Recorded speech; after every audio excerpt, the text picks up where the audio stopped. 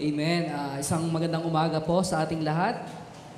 Muli po, bigyan po natin ang ating Panginoong Diyos ng isang buhay at malakas na palakpakan po. Amen. Ayan. Muli, ako yung nagpapasalamat sa Lord sa opportunity na binigay niya sa akin na makapagpahayag muli ng kanyang mga salita sa inyong harapan. Tunay nga na isang pribilehiyo ang kanyang gamitin bilang kasangkapan na maging channel ng kanyang mensahe, ng kanyang blessing sa pamamagitan ko ay napapahayag ko ano man yung nais iparating ng ating Panginoon sa umagang ito. Kaya po sa pagkakataong ito tayo po ay darako na sa pag-aaral po ng salita ng Diyos. Ayan, so yung ating text po is magmumula po sa 1 Corinthians chapter 3 verses 1 to 3. Sa 2 Peter chapter 3 verse 18. Ayan, babasahin ko po. Pwede niyo po akong sabayan sa pagbasa. Verse 1. Ay nanya ko po ng bawat isa ay tumayo po pala bilang paggalang po sa pagbasa po ng salita ng ating Panginoon. Verse 1, And I, brethren, could not speak to you as to spiritual people, but as to carnal, as to babes in Christ. Verse 2, I fed you with milk and not with solid food. For until now you were not able to receive it, and even now you are still not able. For you are still carnal, for where there are envy, strife, and divisions among you, are you not carnal and behaving like mere men? So 2 Peter chapter 3 verse 18, sabi dito, But grow in the grace and knowledge of our Lord and Savior Jesus Christ. To Him be the glory both now and forever. Amen. Tayo po'y manalangin. Dakilang Diyos, sa oras na ito, Panginoon, kami po ay nagpapasalamat sa opportunity na binigay mo sa amin, Panginoon, o Lord God, na makarinig ng iyong mga salita, Panginoon. Lord, salamat po, O Diyos, dahil dinako mo ang bawat isa rito ng ligtas at mapayapa, Panginoon, at walang anumang kapahamakang nangyayari, Panginoon. Lord, dalangin namin, O Diyos, na pangunahan mo kami. Samahan mo kami, Panginoon, sa aming pakikinigayaan mo, O Diyos, O Lord God, na ikaw ang magbukas ng aming mga mata, Panginoon, upang makita namin ang nais mong ipahayag sa umagang ito, Panginoon, O Lord God. Lord, dalangin namin, O Diyos, na may apply namin ito sa aming mga buhay, Panginoon, upang magdala sa amin sa ikalalago, sa mas malalim na pagkakilala sa inyo, Panginoon. Lord, maraming salamat muli, O Diyos. At ito'y binabalik namin sa pangalan ni Jesus, tayo po'y magsabing Amen. Palakpakan po natin ang malakas ng Panginoon. Ayan. Amen. Sige po. Sa ating introduction, next slide po. Ayan. So, dako muna tayo dito sa life cycle of a butterfly. So, bakit nga ba natin to kailangang pag-usapan? Kasi may kinalaman po ito sa topic natin. Okay, about growth.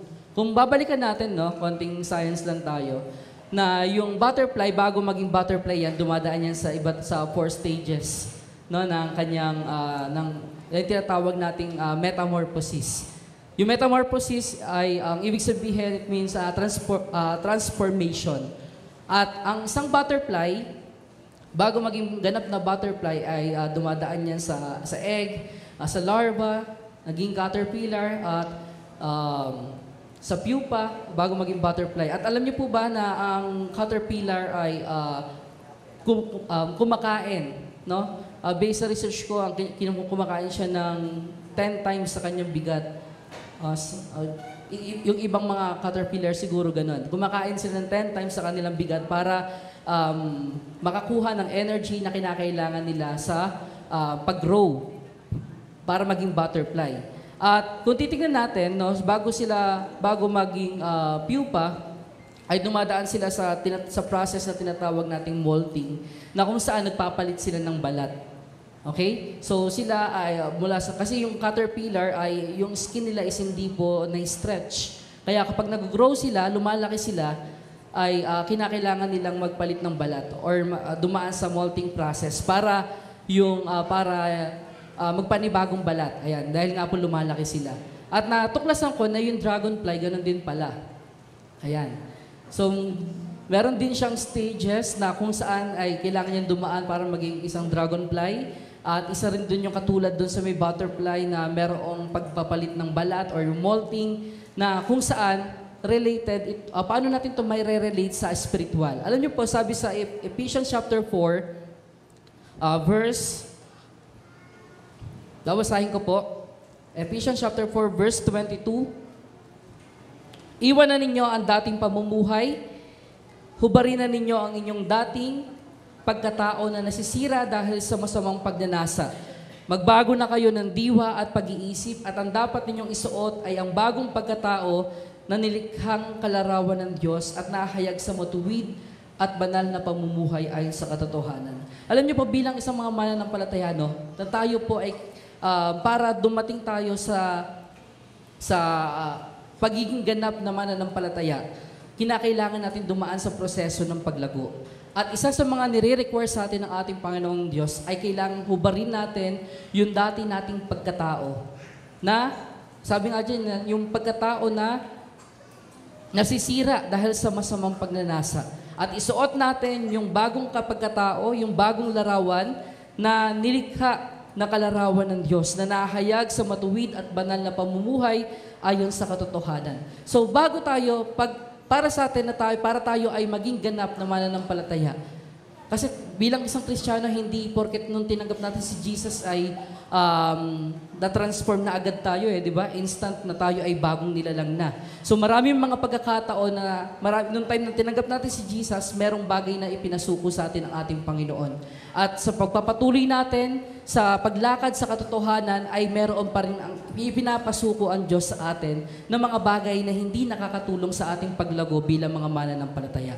Amen? Kaya po yung title na pag-uusapan po natin ngayon is The Path to Spiritual Maturity. Ayan. The Path to Spiritual Maturity. Sabi nga, ano nga ba yung ibig sabihin ng spiritual growth?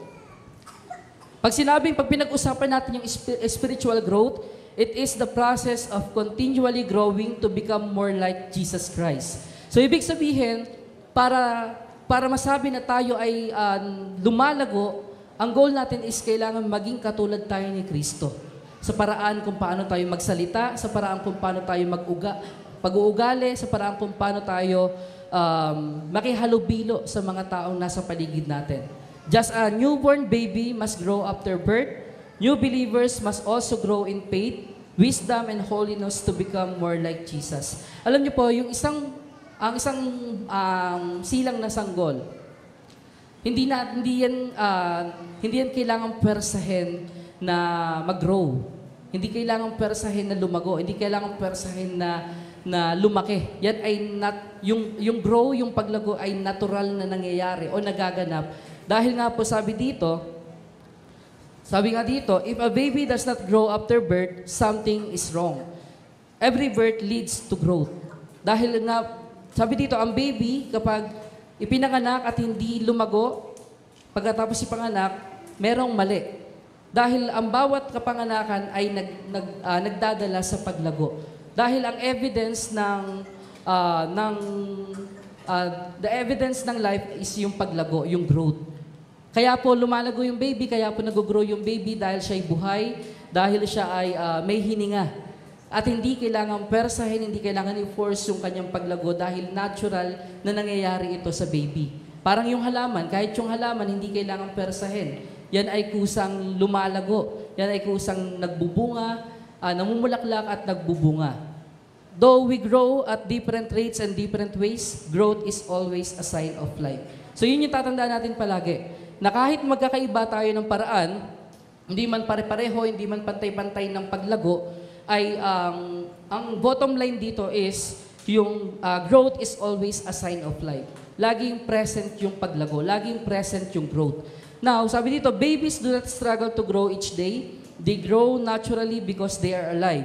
Likewise, when we are born of the Spirit, the Holy Spirit enters our heart and begin transforming us from the inside out. Kaya nga yung sinasabi ko kanina, na katulad ng isang sanggol, na kung paano pagkatapos siyang ipanganak ay kusa at natural yung kanyang paglago at paglaki, ganun din tayo bilang mga mananampalataya. No? Yung moment na tinanggap natin si Jesus bilang Panginoon at bilang tagapagligtas, na tayo ay na-born again, ine-expect sa atin yung paglago. Amen? Ine-expect sa atin na tayo po ay mag-grow. Ine-expect sa atin na tayo ay na merong mangyayaring pagbabago, transformation sa buhay natin dahil nga tayo ay na-born again. Ano bang ibig sabihin kapag walang pagbabagong nangyayari? Dalawa lang po yan. Pwedeng hindi ka parang katulad yung caterpillar. Pag may choice may option yung caterpillar na hindi kumain. So pag hindi siya kumain, mamamatay siya, hindi siya mag-grow. Hindi siya magiging butterfly. Or ibig sabihin, yung pangalawa is wala talaga siyang buhay kaya hindi nag-grow. So ibig sabihin, dalawa lang yan kung hindi ang isang Christian ay hindi nag-grow, pwedeng hindi siya gumagawa ng paraan para lumago sa kanyang pananampalataya, sa kanyang spiritual, or wala talagang nangyaring born again or regeneration. Ayun yung ibig sabihin nun. Kaya nga sabi dito, kapag ang isang tao na born again, automatic expect natin yung growth niyan, yung paglago niyan sa kanyang spiritual, sa kanyang pananampalataya. At kung titignan natin doon sa text natin sa 1 Corinthians chapter 3 verse 1, "And I, brethren, could not speak to you as to spiritual people, but as to carnal, as to babes in Christ." So, kahit na in-acknowledge ni Paul dito na brethren, tinawag na brethren. So, ibig sabihin sila ay mga kapatid, sila ay mga followers ni Christ. Pero sinabi dito na sila ay hindi pwedeng kausapin bilang mga taong nagtataglay ng Espiritu, kundi mga taong namumuhay ayon sa laman. Okay? So bakit kaya ayon sa laman? So nakita kasi ni Pablo yung kawalan ng paglago ng mga tao dito sa Corinto. At isa sa mga root ng hindrance ng spiritual growth is yung tinatawag nating carnality. Amen? So the hindrance to spiritual growth is carnality. So ano nga ba yung carnality? Is one of the ways that Satan's assaults manifest themselves on a Christian. It is a state of being spiritually immature. So ito yung ginagawang paraan ni Satanas, ng kaaway para tayo ay linlangin. At kapag tayo ay carnal, ibig sabihin tayo ay spiritually immature. To be carnal is to be sensual, worldly, non-spiritual, relating to or given to the crude desires and appetites of the flesh. So kapag tayo ay nasa carnality, nasa state ng carnality, tayo ay hindi namumuhay ayon sa Espiritu, kundi tayo ay namumuhay ayon sa ating laman. Ang mga ginagawa natin ay nakabase sa pagsunod sa hilig ng laman natin. At ang carnality ay isa sa mga bagay na hindi dapat taglayin natin bilang mga mananampalataya. Kasi ito po ay isang hadlang sa ating paglago bilang Christian. Tandaan po natin na ang goal natin nang tayo ay tumanggap kay Jesus ay ang paglago. At ine-expect sa atin na tayo ay lumago dapat. Parang yung baby na nasa ayaw at sa gusto mo, lalaki yan. Kahit iba-iba ng brand ng gatas, kahit iba-iba yung vitamins na pinapainom, lalaki yan sa ayaw at sa gusto natin. So tayo bilang Kristiyano, ganun din dapat, no? Kahit na iba-iba tayo ng lifestyle, iba-iba tayo ng tagal ng oras na ginugugol sa pagbabasa ng Bible, sa pananalangin, pero yung bottom line dito is dapat nakikita yung growth natin bilang mga mananampalataya. Questionable kung wala tayong paglago. Amen? Yun yung problema. Yun yung pinag-uusapan kung bakit ang tagal na nating mananampalataya pero parang wala pa rin paglago. Ang tagal na nating Christian pero parang hindi pa rin tayo nagbubunga. Ang tagal na nating Christian pero parang hindi pa rin nakikita sa atin yung mga evidence na tayo ay buhay, na tayo ay na-born again, na tayo ay na-regenerate. Kasi nga po, baka maaaring hindi ka talaga na-born again. Or baka hindi mo ginagawa yung mga paraan, yung mga ways kung paano tayo dapat na lumago. Amen? So it is to be carnal, to be sensual, worldly, non-spiritual, relating to or given to the crude desires and appetites of the flesh. Ngayon, pag-usapan natin, sino ba yung mga carnal Christians? Ano ba yung mga characteristics nito? So pwede natin itest yung sarili natin kung tayo ba ay kabilang dito. Kung tinamaan tayo, magpasalamat tayo sa Lord. Bakit? Kasi binibigyan tayo ng chance si Lord para mag-repent, para manumbalik sa Kanya. Hindi para husgahan, hindi para hatulan, kundi para bigyan tayo ng pagkagising sa ating spiritual na tayo ay dapat na manumbalik at mag-repent sa ating kasalanan. Amen? So number one, who are carnal Christians, they profess faith but deny it with their action. So sila yung mga mananampalataya, no, na na ipinapahayag nila yung kanilang pananampalataya. Sinasabi nila na sila ay tumanggap kay Jesus bilang Panginoon at bilang tagapagligtas, pero yung kanilang mga gawa ay pinasisinulingan ang kanilang mga pahayag. Kaya nga sabi sa Tito 1:16, ang sabi nila ay kilala nila ang Diyos, ngunit ito'y pinapasinungalingan ng kanilang mga gawa. Sila'y kasuklam-suklam, suwail at hindi nababagay sa gawang mabuti. So ano ba yung mga katulad nito? Sila yung mga uma-attend sa church. Akala natin, no? Sino yung carnal Christian? Yung mga backsliders na hindi na natin nakikita, na hindi na natin na nakaka-fellowship. Kasi nga, nasa kabilang mundo na sila at ginagawa nila yung dati nilang pamumuhay. Hindi po. Yung mga carnal Christians ay maaari rin kasama po natin sa loob ng church. Maaaring yung katabi mo o yung nasa likod mo, maaaring yung mga taong nakakasalamuhan natin sa loob ng church na ipinapahayag nila yung kanilang pananampalataya pero sila ay namumuhay sa kasalanan. Amen? At isa sa mga sa tandaan natin, hindi natin kayang madaya ang Diyos. What you sow is what you reap. Aanihin po natin lahat ng ating mga pagsuway at kasalanan na ginagawa po sa harap ng ating Panginoon. They profess faith but deny it with their actions. Ano ibig sabihin? Sila yung mga nagsasabi, naglilingkod sila sa Diyos. Bahagi sila ng ministry. Akala natin, no, porket hindi na naglilingkod, sila yung mga tinutukoy na carnal agad, mga backslider agad. Kahit yung mga carnal Christians is nagiging parte pa rin ng ministry. Tandaan po natin. Naglilingkod pero may masamang ugali sa ibang tao. Di ba? Kumbaga parang dalawa yung muka. Hindi, pag sa church, pag Sunday, banal, pero Monday to Saturday, iba na yung paraan ng pamumuhay. Sabi na naniniwala sila sa Diyos, pero hindi nila sinusunod yung utos ng ating Panginoon. Hindi nila ina-apply, hindi nila ipinapamuhay yung salita ng ating Diyos. Kaya sabi dito, who are carnal Christians, they profess faith, but deny it with their actions. Kaya nga mag-ingat tayo. Sabi nga, binibigyan tayo ng warning ng ating Panginoon sa mga ganitong klaseng tao na iwasan natin sila, layuan natin sila yung mga ganitong klaseng tao. Na hindi nakikita sa kanila yung kanilang ipinapahayag na pananampalataya. Tandaan natin na ang isang Kristiyano ay kailangang mayroong ebidensya na siya ay talagang tumanggap kay Kristo, na siya ay talagang na-born again, at sapagkat yung ebidensya na yun, yung bunga na yun ay hindi self-effort, hindi human effort, hindi natin nagiging sa pamagitan ng pagsisikap, kundi natural na nagmamanifest sa atin sa ating pagpapatuloy sa ating pananampalataya sa Panginoon. Amen? Nag-gets mo ba natin? Number two, 2 Corinthians chapter 13 verse 5, Subukin ninyo ang inyong mga sarili kung kayo'y namumuhay ayon sa pananampalataya. Suriin ninyo ang inyong sarili, hindi ba ninyo nalalamang nasa inyo si Kristo Jesus? Maliban na lang kung kayo'y mga bigo sa pagsubok. Amen. So, ibig sabihin, hindi porket nagsiserve is spiritual na. So, pwedeng nandito ka, pero hindi ka talaga na born again.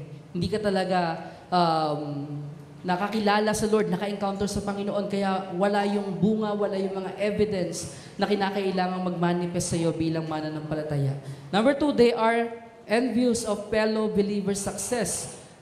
Sabi nga sa Santiago chapter 3 verse 14 to 16, ngunit kung ang naghahari sa inyong puso ay inggit at makasariling hangarin, huwag ninyong ipagmalaki at huwag ninyong ikaila ang katotohanan. Ang ganyang karunungan na hindi galing sa langit kundi makalupa, makalaman at mula sa demonyo, sapagkat saan man naghahari ang inggit at makasariling hangarin, naghahari din doon ang kaguluhan at lahat ng uri ng masasamang gawa. So ano yung ibig sabihin nito? Yung mga carnal Christian is hindi natutuwa. Hindi sila natutuwa sa paglago ng iba. Ang tunay na Kristiyano, tandaan po natin, masaya. Natutuwa yan sa tagumpay kapag nakikita niya nag-grow yung kanyang kapatiran, kapag nakikita niya nag-grow yung kanyang kaibigan, kapag nakikita niya nag-grow yung kanyang ka-church. Natutuwa yan. Amen?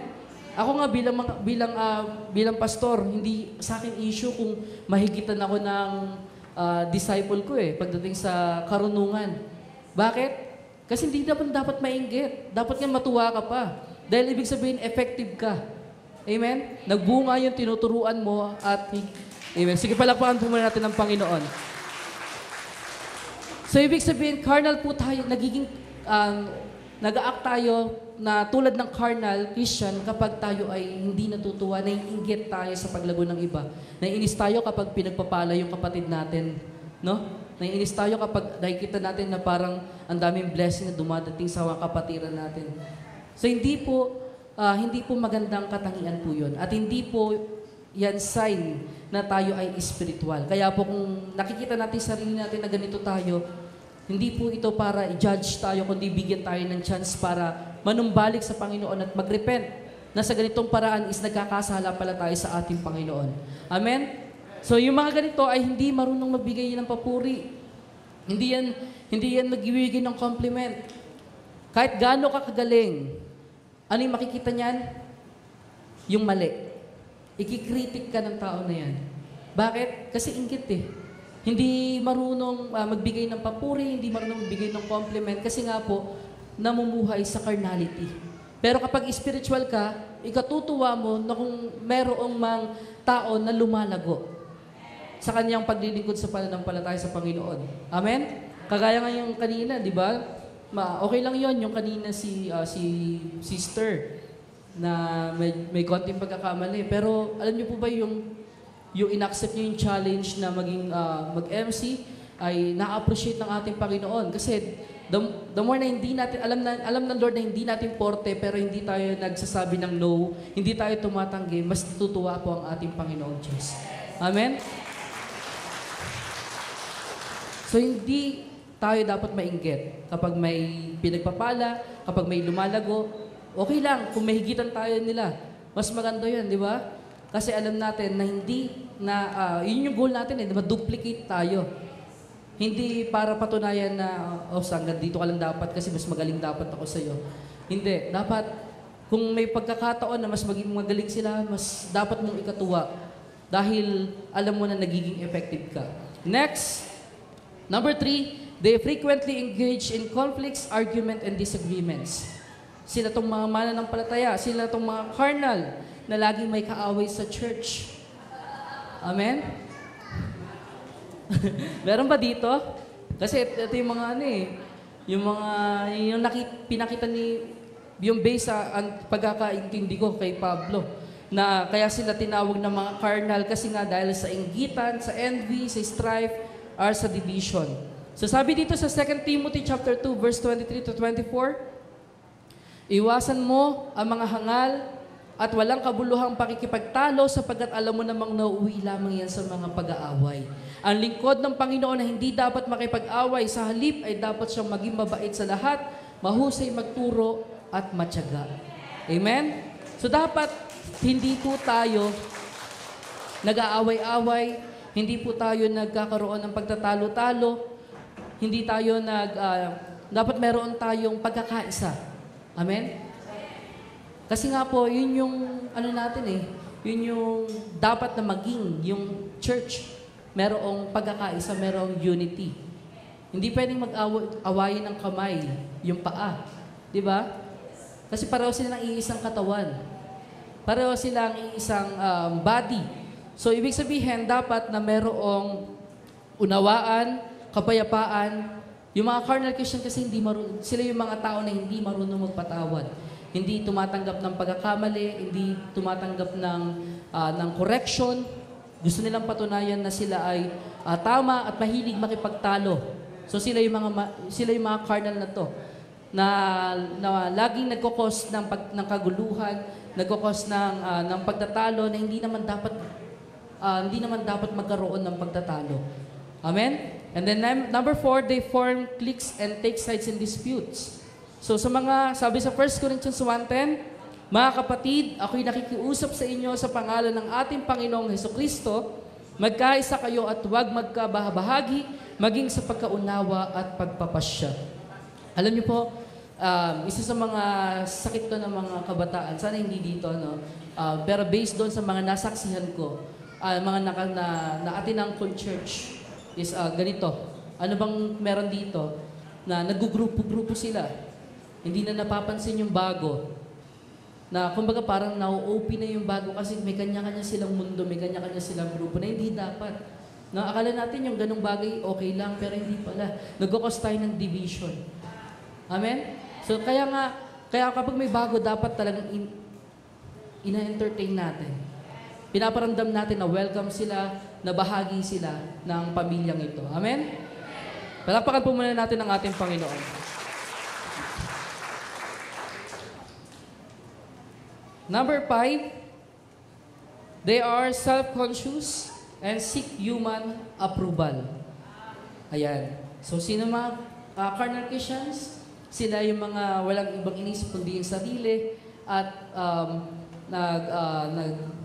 parang naghahangad, no, ng papuri, ng laging gustong maging malakas o maging sikat lagi sa iba. So, sabi nga sa Galatia 1:10, bakit ko sinasabi ito? Dahil ba sa nais kong mapuri ng tao? Hindi. Ang papuri lamang ng Diyos ang tangi kong hinahangad. Sinisikap ko bang magbigay lugod sa tao? Hindi. Kung yan ang talagang hangad ko, hindi na sana ako naging alipin ni Kristo. Amen? Ayun, hindi si Paul kasi hindi pasikat. Sabi nga niya, kung gusto kong magpasikat, hindi na ako naging alipin ni Kristo. Hindi na ako maglilingkod kung gusto ko lang. Kasi si Pablo, di ba, kung titignan natin yung kanyang katangian, talagang matalino, na parang lahat na nasa kanya eh. Based ba sa history, gwapo rin ba si Pablo? O hindi naman nabanggit? Hindi nabanggit. Ayan. Kasi iba nababanggit na magandang lalaki, gwapo. Ayan. Pero si based doon sa sabi nga ni Pablo, parang naalala ko, kung sa pagiging Pariseo o sa pagiging Romano, sa parehong identity, talagang pinakita niya yung kanyang kahusayan. So, ibig sabihin, mahusay talaga si Pablo. At sinabi dito, kung yung papuri ng tao yung hangad niya, hindi na sana siya naging alipin pa ni Kristo. Kaya nga kapag ikaw ay lingkod ng ating Panginoon, hindi ka dapat nanghahangad ng papuri ng iba. Amen? Dapat lagi ang glory ay sa Panginoon. Laging glory to God, hindi glory to me. Amen? Kasi sabi nga, they are self-conscious and seek human approval. So naglilingkod sa church, yung iba naglilingkod sa church para mapansin ni pastor o para mapansin ng iba. Yung iba naman, di ba? Paano paraan na nagiging sila, self-conscious at nagsisik sila ng human approval, nagpo-post sila ng mga maka-Diyos na posting para masabi na sila yung maka-Diyos. Amen? So ginagamit nila yung social media. So hindi lahat na nagpo-post ng verse ay spiritual. No? Kung minsan, isa sa mga karakteristik ng isang cardinal is self-conscious and seek human approval. So laging parang pasikat, pakitang tao yung ginagawa. Number 6, they love announcing their personal and secular achievements.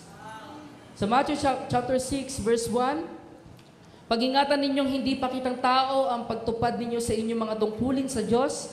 Kapag ganyan ang ginawa ninyo, wala kayong matatamong gantimpala mula sa inyong Ama na sa langit. Sayang lang, amen? Sayang kung masusunog lang yan pagdaan sa apoy. Wala, para kang nasunugan, no? Kasi lahat ng ginawa mo is hindi genuine, hindi galing sa puso. May motibo pala. May purpose pala kung bakit. Yung pala, kaya ka pala tumutulong is dahil gusto mong masabihan na mabait, masabihan na mabuting tao, pero yung totoo ay hindi genuine yung tagtulong na ginagawa natin. So they love announcing their personal and secular achievements. So pasikat, no, ipinagmamayabang yung mga nagagawa, yung position na hindi naman nagbibigay kaluguran at kapurihan sa ating Panginoon. Number 7, they prioritize worldly matters over spiritual growth and devotion to God. Sabi nga sa 1 John chapter 2 verse 15-16, huwag ninyong ibigin ang sanlibutan o mga bagay na sanlibutan. Ang umiibig sa sanlibutan ay hindi umiibig sa Ama. Ang lahat na nasa sanlibutan ay ang pagnanasa ng laman, ang pagnanasa ng mga mata at ang pagmamahal sa buhay na ito ay hindi nagmumula sa Ama kundi sa sanlibutan. Amen. So yan po yung 7. They prioritize worldly matters over spiritual growth and devotion to God. Kapag laging inuuna yung ibang bagay kaysa sa magbigay ng oras sa Diyos. Ang isang taong spiritual ay lagi nagpapahalaga sa mga bagay na spiritual. Kaya nga sabi ng Bible, hindi na unawaan ng isang taong hindi nagtataglay ng espiritu ang mga bagay na espiritual o yung kahalagahan nito. Yung mga nakakaunawa lang ay silang mga nagtataglay ng espiritu ng ating Panginoon Diyos. Para sa iba, waste of time, walang pag-aksaya lang sa oras, yung pag-church, yung pagbabasa ng Bible, pananalangin, pero sa mga taong espiritual ay napakalaki ng impact ito sa buhay natin bilang mga mananampalataya. Amen? Okay, next. Spiritual growth. So, yan po yung carnality. So, spiritual growth leads us to a full-grown Christian. So, tandaan po natin, no, yung hindrance ng spiritual growth is carnality. Kaya nga sabi ni Pablo sa verse natin, hindi ko kayo pwede kausapin na mga taong nagtataglay ng spirito. Kasi kayo ay mga, kumbaga mga sanggol pa sa pananampalataya. Kayo ay mga baguhan, datihan na, pero parang baguhan pa rin pagdating sa pagkilos, pananalita at pag-uugali. Walang pagbabago. Amen? So ito po yung goal natin bilang isang mananampalataya. Spiritual growth leads us to a full-grown Christian. Na maging full-grown tayo, ibig sabihin matured Christian. At ano ba yung mga yung goal natin to fulfill our calling? So tandaan natin, no, na hindi tayo naligtas upang manatiling walang ginagawa. Tayo ay iniligtas ng Diyos para gamitin ng Diyos sa kanyang itinalagang gawain. Amen? So kung walang paglago, hindi po natin makikita o maisa sa katuparan yung pagkatawag po natin sa Diyos. Kasi hindi natin nauunawaan yung pagkatawag natin sa Diyos. Amen? Pero kung ikaw ay lumalago bilang mananampalataya na unti-unti nakikita mo yung purpose mo. Nakikita mo yung pagkatawag mo. Nakikita mo yung calling mo. Na ikaw ay hindi lang pala basta ganito. Hindi lang dapat pala magtapos sa pagiging bagong mananampalataya, sa bagong convert na Christian, kundi ikaw ay merong dapat na gampanin na dapat gampanan para sa kapurihan ng ating Panginoon. Amen? So kung ikaw ay lumalago, nauunawaan mo yung pagkatawag sa iyo ng Diyos. At dahil naunawaan mo na isasakatuparan mo yung calling mo sa Panginoon. Yung mga taong walang paglago, hindi po na isasakatuparan yung calling nila sa Lord. Kasi hindi nga nila naiintindihan yung kung bakit sila nandito eh. Hindi nila naiintindihan kung bakit sila nag-church. Tanungin mo kung bakit ka nag-church. Hindi yan makasagot. O kung minsan sasabihin para pagpalain. Di ba? So para lang pala sa blessing, kaya ka nag-church. Hindi para maisakatuparan kung ano yung pagkatawag mo sa Diyos. Para maisakatuparan kung ano man yung nais, yung disenyo sa iyo ng Lord nang tawagin ka niya. Dahil nung tinawag tayo ng Lord, meron siyang disenyo na para sa atin na dapat gampanan. At yun yung calling natin sa Panginoon. Amen? And next, sabi nga sa Ephesians 4:1, wala po dyan. Kaya't ako na isang bilanggo dahil sa Panginoon ay nakikiusap sa inyo na mamuhay kayo gaya ng nararapat sa mga tinawag ng Diyos. And number 2, to develop competence. So ang Kristo na hindi lamang tumutukoy sa pagkakaroon ng mabuting puso, sa pagkakaroon ng mabuting karakter, sa pagiging mabuting tao, kundi ang pagiging mananampalataya or Christian ay dapat meron ding sapat na karunungan, kaalaman, kakayahan para mas maging effective sa paglilingkod. Amen? Kaya yun yung goal natin. Kapag wala kang maiharap sa aking tao or Christian na hindi lumago pero competent. Tama ba? Lahat ng mga mananampalataya na hindi nagsisikap or walang paglago ay hindi po competent. So, ano ba bakit ito sinasabi? Kasi naalala ko yung shinare ni Sister Opie, no? Na dapat competitive ka pag, Sister Opie, nandiyan ba? Ayun, wala. So, dapat competitive ka kapag Christian ka. Amen? Kaya nga, tawag dito. Sorry ha, pero sa akin lang naman. Pero siguro magkakaiba tayo ng pananaw. No? Na against kasi ako sa one verse evangelism. Na hindi ako sang-ayon sa one verse evangelism. Kasi bakit? Tinuturuan natin maging tamad yung mga mananampalataya eh. No, na hindi sa one verse lang, no, yung ipapaliwanag yung salvation, ganyan. Na kung saan kung ang daming mga verses na nagsasabi. Kaya nga kailangan natin maging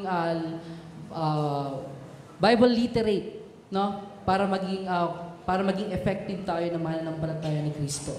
So hindi po pwedeng tayo ay walang dunong sa sa pagdating sa salita ng ating Panginoon. So nakakahiya kapag tinuruan ka pa ng i-evangelize mo. Nakakahiya kapag mas memorize pa ng taong i-evangelize mo yung verse. Yung pala backslider siya. Na-memorize sa mga verses, tapos ikaw hindi mo memorize. So nakakahiya po yun. And then number 3, to gain confidence. So ito yung goal natin na maging, ano ba yung sabihin nito? Yung taong hindi matitinag. Meron tayong pagtitiwala sa sarili, hindi dahil sa ating sariling lakas, hindi dahil sa ating galing, kundi dahil sa kapangyarihan na binigay sa atin ng ating Panginoon. At kapag tayo ay nandito na sa ganitong estado, hindi tayo matitinag sa kahit anong pagsubok. Kagaya nga nasabi ng share ni Ma'am Ella, di ba? Na hindi siya nag-aalala. Na wala naman dapat ipag-alala kasi alam natin na control ng Diyos ang lahat ng bagay. Amen? So, ibig sabihin, yung mga carnal Christian, kapag konting pagsubok, nauugayan. Amen? So, nawawala yan sa pananampalataya. Pero yung mga taong matibay at lumago at merong matibay na pananampalataya, hindi yan kayang ugain ng kahit anong unos, ng kahit anong pagsubok. Amen? Number 4, to grow in character. So, ito yung pinaka-importante sa lahat na dapat maging goal natin as a Christian, no? Na tayo ay magkaroon ng paglago sa ating character, na maging katulad tayo ni Kristo sa pagsasalita, sa pag-iisip, sa pangatwiran, sa desisyon at sa ating pamumuhay. So yun yung 4 C's na kinakailangang magtaglay natin, no, bilang isang full-grown or matured Christian na goal natin sa ating pagpapatuloy, sa ating paglakad sa landas ng spiritual na paglago. Amen? So next po. So ano nga ba yung mga evidence na tayo ay papunta doon?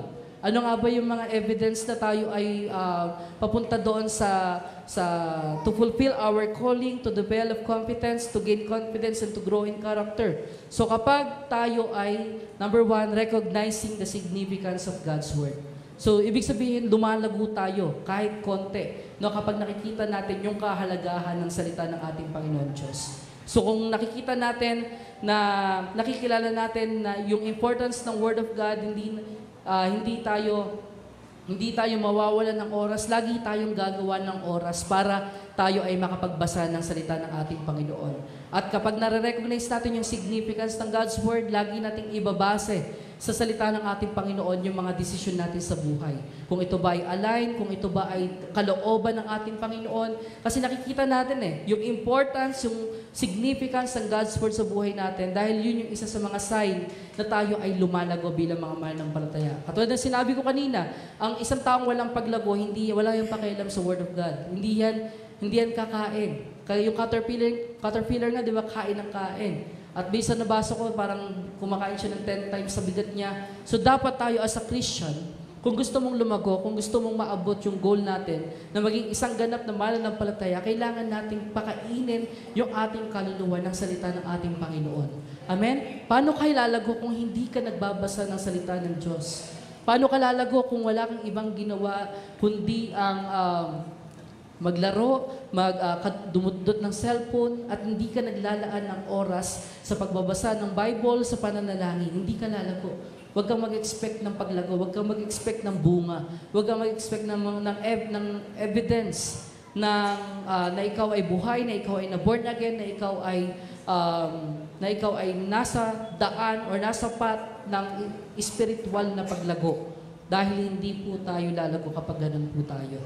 Amen? Number 2, ang sabi nga sa 1 Timothy 3:16-17, ang lahat ng kasulatan ay kinasihan ng Diyos at kapakipakinabang sa pagtuturo ng katotohanan, sa pagsaway sa kamalian, sa pagtutuwid sa ligong gawain, sa pagsasanay para sa matuwid na pamumuhay, upang ang lingkod ng Diyos ay maging ganap at handa sa lahat ng mabubuting gawain. Amen. Number 2, desiring to walk in the Spirit.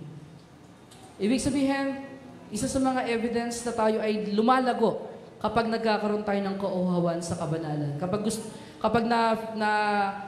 nagkakaroon tayo ng kagutuman or ng kauhawan na lumakad ayon sa Espiritu. So tandaan natin, laging yung opposite niyan is yung carnality. Kapag hindi yan nakikita, nagmamanifest sa atin, ibig sabihin, tayo ay nasa state ng carnality. At kung tayo ay spiritual, tayo ay nagkakaroon ng desire na lumakad ayon sa Espiritu at tanggihan yung ating laman, yung ating kahinaan ah, bilang isang human, kasi ang ating human nature ay likas sa atin yung makasalanan, no, na laging nahuhulog sa sa pagkakasala. Ngayon, kung ikaw ay merong desire na lumakad ng ayon sa kabanalan, sa ayon sa Espiritu, ibig sabihin ikaw ay nagbubunga, ikaw ay lumalago. Nag-work sa iyo yung Holy Spirit na tinanggap mo nung tanggapin mo ang ating Panginoon bilang Panginoon at bilang tagapagligtas. Amen? So, ibig sabihin, kapag walang pagbabago, may problema. May Holy Spirit ba talaga sa atin? Kasi kung may Holy Spirit, dapat meron nag-work dito na nagbabago sa atin mula sa loob palabas, nagmamanifest. Hindi lang tayo nakakaalam na bago na tayo, kundi nasasaksihan, nagiging witness sa mga kapatiran na tayo isang bagong nilalang na. Amen? And then number 2, sabi nga sa Galatians 5:16, sinasabi ko sa inyo na mamuhay kayo ayon sa Espiritu at hindi nyo pagbibigyan ang mga pagnanasa ng laman. Amen. Next, number 3. Ayan, pasensya na, medyo mabilis. Alam ko kasi yung outline ko medyo mahaba at nakikita ko yung yung oras. Ayan, number 3, guarding what to allow into our minds and hearts. So sabi sa Kawikaan chapter 4 verse 23, ang puso may ingatang mabuti at alagaan, pagkat yan ang siyang bukal ng buhay mong tinataglay. Amen. So ibig sabihin, ang isang taong lumalago is nag-iingat yan sa mga bagay na pinapanood, sa mga pinapakinggan, binabantayan niya yung maaaring pumasok sa kanyang isip at sa kanyang puso. Kung dati wala kang pakialam, no? Hindi mo binabantayan yung sarili mo. Kahit ano yung pinapanood mo, kahit ano yung pinapakinggan mo, kahit ano yung binabasa mo. Pero nung ikaw ay lumalago bilang mananampalataya, unti-unti nakikita mo yung pagbabago. Nagiging aware ka na sa mga pinapanood mo, kung alam mo ito yung magdudulot sa iyo ng pagkakasala, o kung ito yung magdadala sa iyo sa kapahamakan, or kung ito yung magdadala sa iyo sa pagkabagsak sa espiritual, hindi mo na gagawin, iiwasan mo na. Amen? So natututunan natin i-guard yung ating kaisipan, yung ating puso. Dahil ito yung tinatarget ng kaaway. Yung ating puso at yung ating kaisipan. Tandaan natin. Kaya nga sabi, di ba, ng Bible na isuot natin yung ating kasuotang pandigma. Di ba? Kasi ano ba yung mga bagay na yon? Yun yung mga bagay na pinoprotektahan natin. Helmet of salvation, yung ating kaisipan, yung breastplate of righteousness, yung ating puso, pinoprotect natin yung puso natin. No, na dahil maaaring ito yung pasukin ni Satan para tayo ay i-discourage, para tayo ay pabagsakin, para tayo ay linlangin ng kaaway. Pero kung tayo ay nagbabantay, ay maaari tayong ma-overcome natin yung mga, sabi nga, nagliliyab na palaso ng kaaway. Amen? So, ibig sabihin, nag-guard natin yung heart and yung mind natin.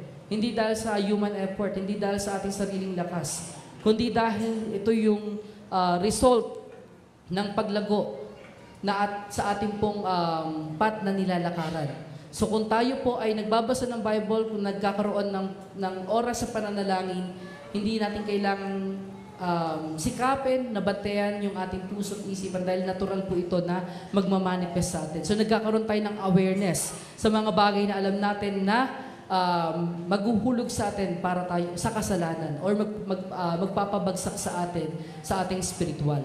Sabi nga ng sa Galatia 5:22-23, Kawikaan 4:23, ang puso mo'y ingatang mabuti at talagaan, pagkat yan ang siyang bukal ng buhay mong tinataglay. Amen. Verse 4, number 4, bearing the fruits of the Holy Spirit. So isa sa mga evidence na tayo ay nandun, sapat na yon, na tayo ay lumalago kapag merong mga bunga ng banal na Espiritu Santo. So ano ba yon? So isa-isahin natin sa Galatia 5:22-23, subalit ang bunga ng Espiritu ay pag-ibig, kagalakan, kapayapaan, pagtiyatyaga, kabaitan, kabutihan, at katapatan, kahinahunan, at pagpipigil sa sarili, walang batas laban sa mga ganito. So ito yung mga bagay na dapat natin minomonitor sa sarili natin, no? Na meron na ba tayong pag-ibig? Na tututunan na ba natin mahalin yung kapwa natin? O yung mga taong nananakit sa atin? Yung kagalakan, kapayapaan, pagtiyatyaga, Nagkakaroon na ba tayo ng pagtitiyaga? Halimbawa sa pila, no? Dati ikaw sumisingit ka. Pero ngayon, nagagawa mo maghintay sa turn mo or pumipila ka ng maayos. Ayun. Kasi minsan dito tayo bumabagsak, no? Alam natin mali, pero ginagawa natin kasi wala naman nakakita. Pero kapag nagmamanifest sa'yo, kinoconvict ka na bawal, kahit alam mong wala namang makakita at simple lang parang maliit na kasalanan na, ibig sabihin, may paglago, nag-grow ka. Amen? Kaya nga, ayun, naging practice ko na to eh. Na kahit gano'ng kahaba, hindi ako sisingit eh. Na kahit sa anong pila, kahit yung katulad sa EK, ang haba ng pila, pumila kami ng maayos. Pero nagagalit ako kapag may sumisingit. Kasi hindi ako ganun eh. Tapos may sisingit. Minsan talaga, dito, kinoconfront ko. Ayan. Pero minsan, kinokontrol ko rin yung sarili ko para hindi mapaaway. Ayan. Pero minsan talaga gano'n, nagre-react yung human nature. Minsan nababantayan yung sarili. Ayan. So next is persevering in trials and testing. So sa Santiago 1, 2-3, mga kapatid, magalak kayo kapag kayo'y dumaranas ng iba't ibang uri ng pagsubok. Dapat ninyong malaman na nagiging matatag ang inyong pananampalataya sa pamamagitan ng mga pagsubok. Amen. So ibig sabihin, kapag ikaw ay lumalago bilang mananampalataya, natutunan mong magtiis. Natutunan mong harapin yung mga pagsubok. Natutunan mong maging matatag at maging matyaga sa pagharap mo sa mga anumang unos o sa mga pagsubok na pinagdadaanan mo. Ano yung makikita nating difference? Isipin mo yung una nung ikaw ay hindi pa bagong mananampalataya pa lang at sinubukan na, parang sinisisi mo agad yung Diyos. Di ba? Kina-question mo agad ang Lord. Pero kalaunan sa iyong pagpapatuloy, sa iyong paglago, nakikita mo yung pagkakaiba. Kung dati sinisisi mo ang Diyos, pero ngayon, nagiging matatag ka na at nakikita mo yung purpose ng pagsubok is para magbigay sa iyo ng katatagan, para pagtibayin ka, dahil alam ng Diyos na kaya mong mapagtagumpayan yun.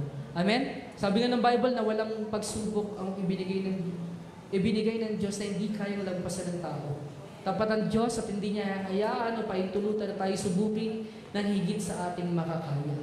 Amen? Kung tayo man ay sinusubok, alam ng Lord na kaya natin yan.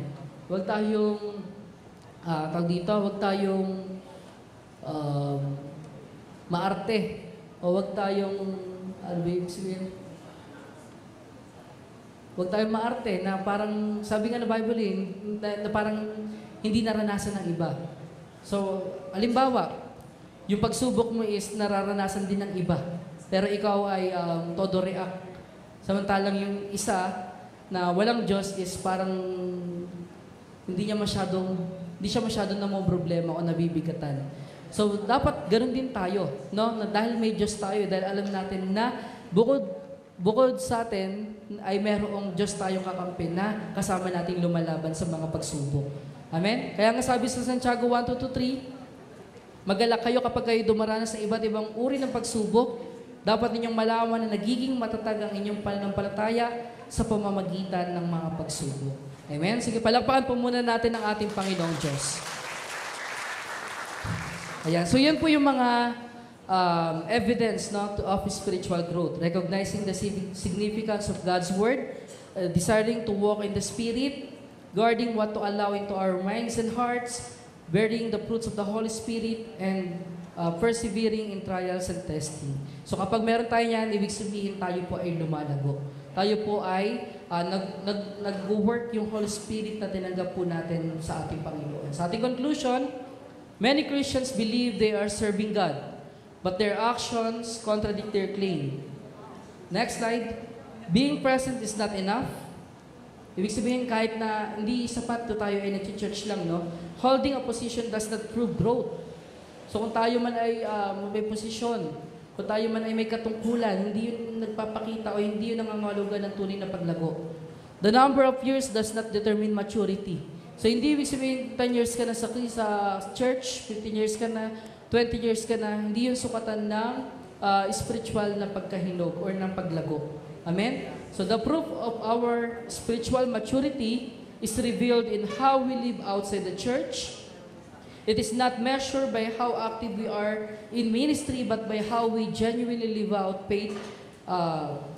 our faith beyond the church walls. So hindi ibig sabihin kung gaano ka active. Hindi nagpapakita ng pagiging spiritual na ikaw ay mataas na spiritual mo kapag active ka sa church, kapag active ka sa ministry, hindi. So kung paano natin ipamuhay yung ating pananampalataya sa labas ng iglesia. Amen? Sige, palakpakan po natin ang ating Panginoon. Next slide. Okay, so last slide po. Examine yourselves. Are you walking on the path of spiritual maturity? Kaya tanungin natin sarili natin, nandun kaya tayo? Or nandun tayo sa state ng carnality? Tayo kaya yung tinutukoy ni Paul na hindi dapat kausapin bilang mga tao nagtataglay ng spirito, kundi nagtataglay or taong namumuhay ayon sa laman, or tayo ay namumuhay ng merong paglago sa ating pananampalataya. Amen? Uli, this is the message of the Lord. To God be the glory. Palakpakan po natin ang ating Panginoon. Sige po, tayo pong lahat ay tumayo. At tayo po ay manalangin. Dakilang Diyos, sa oras na ito, Panginoon, kami po ay lumalapit sa iyong harapan ng buong puso, Lord God, at ng may pagpapakumbaba, Panginoon. Kami po ay nagpapasalamat sa mensahe na narinig namin, Panginoon, sa umagang ito, Lord God. Lord, nawa, O Diyos, hindi namin ito sayangin yung opportunity na kami po ay nagising at nakita namin yung aming estado sa harapan mo, Panginoon.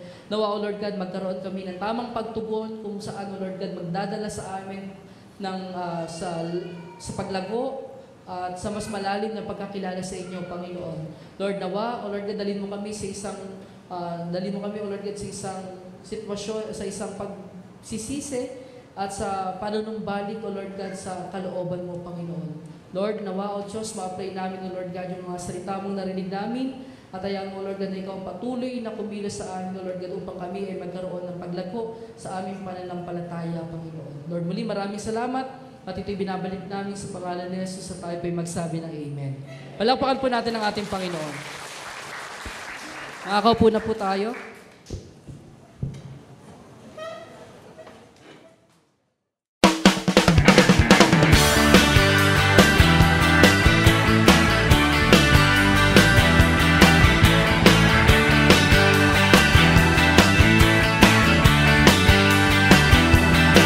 Oh God, so good to me. You came and found this orphan and you brought me right into your family. Oh yeah. Oh God, you've been so good to me. You threw away my past and you never count my sins against me. No, thank you, Lord. You got me dancing, and now I'm shouting. You got me leaping, and now I'm singing hallelujah. Oh, you're so good to me. So good to me. So good to me. Oh God, you've been so good to me. Every day I wake up, I breathe another breath of your mercy. Oh God, you've been so good to me. My delight is in you, 'cause I know that your hand is upon me. Oh, you got me dancing, and now I'm shouting.